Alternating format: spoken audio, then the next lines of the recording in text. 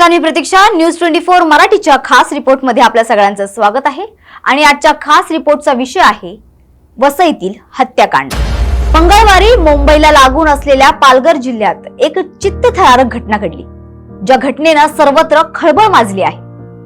18 जूनला वसईत राहणाऱ्या रोहित यादवने 22 वर्षीय आरती यादवला भर रस्त्यात चक्क लोखंडी पाण्याने वार करून तिची निर्घृण हत्या केली. तर या प्रकाराने अक्षरशः सर्वांची झोप उडवली आहे. सकाळी 8:30च्या सुमारास आरती कामावर जात असताना रोहितने तिला रस्त्यात गाठत हा घृणास्पद प्रकार केला आणि आसपासचे लोक हा सर्व प्रकार उघड्या डोळ्यांनी पाहत राहिले. यानंतर रोहितने तिथून पळ काढला, मात्र ती तिथेच तडफडत मृत्यूशी झुंज देत राहिली.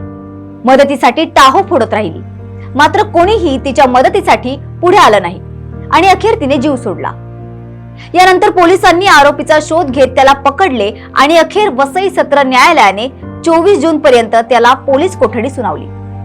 पोलीस तपास अद्याप सुरू आहे आणि या तपासात एक धक्कादायक माहिती समोर आली, ज्या माहितीनुसार त्यावेळी जर आरतीने योग्य पाऊल उचललं असतं तर आज तिला जीव गमवावा लागला नसता. तर काय घडलं नेमकं असं, चला जाणून घेऊया. पण तत्पूर्वी हे हत्या प्रकरण नेमकं काय आहे हे जाणून घेऊया. 22 वर्षीय आरती यादव ही आचोळी रोडवरील शिर्डी नगर परिसरात परिवारासह राहत होती.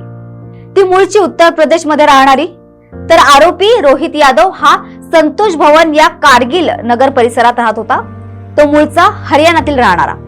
वर्षांपूर्वी संतोष भवन परिसरात आरती आणि रोहित आजूबाजूला राहण्यासाठी आले.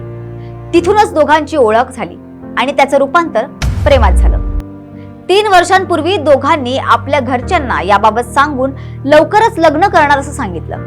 यानंतर आरती ही अलीकडे संतोष नगर येथून आचोळ्याच्या शिर्डी नगर परिसरात राहण्यासाठी आली. मात्र महिनाभरापूर्वीच त्यांचं ब्रेकअप झालं.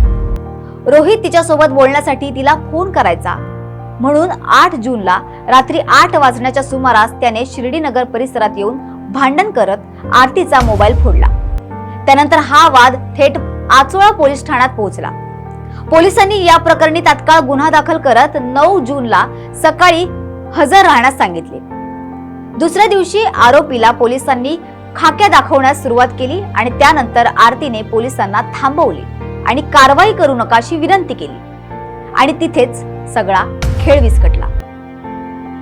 आरतीने रोहितवरच्या तिच्या प्रेमाची जाणीव ठेवली, मात्र रोहितने कुठल्याही प्रेमाची जाण न ठेवता अमानुषपणे तिची निर्घृण हत्या केली. त्यावेळी जर आरतीने त्याला त्याच्या चुकीची शिक्षा होऊ दिली असती तर आज कदाचित चित्र काही वेगळं पाहायला मिळालं असतं. कारण रोहितने त्यावेळी आरतीने प्रेमाखातर केलेली दया नाही तर त्याची पोलिसात केलेली तक्रार लक्षात ठेवली आणि याच रागातून आरतीची हत्या करण्यात आली.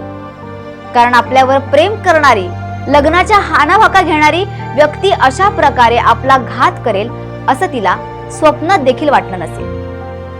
मात्र आपल्या आसपास किंवा आपल्या सोबत अशा प्रकारची मानसिकता किंवा अशा प्रकारची विकृती असणाऱ्या व्यक्तीच्या हालचालींवर लक्ष ठेवणं आणि अशा संशयास्पद हालचाली दिसल्यास त्वरित त्याची माहिती आपल्या निकटवर्तीयांना देणं किंवा पोलिसात त्याची तक्रार करणं हे अत्यंत महत्त्वाचं आहे. कारण अशानेच आपण अशा प्रकारच्या घटनांना वेळीच आळा घालू शकतो. तर न्यूज 24 मराठीच्या या खास रिपोर्टमध्ये आपण इथेच थांबत आहोत. मात्र तुम्ही ताज्या घडामोडींसाठी पाहत रहा न्यूज 24 मराठी.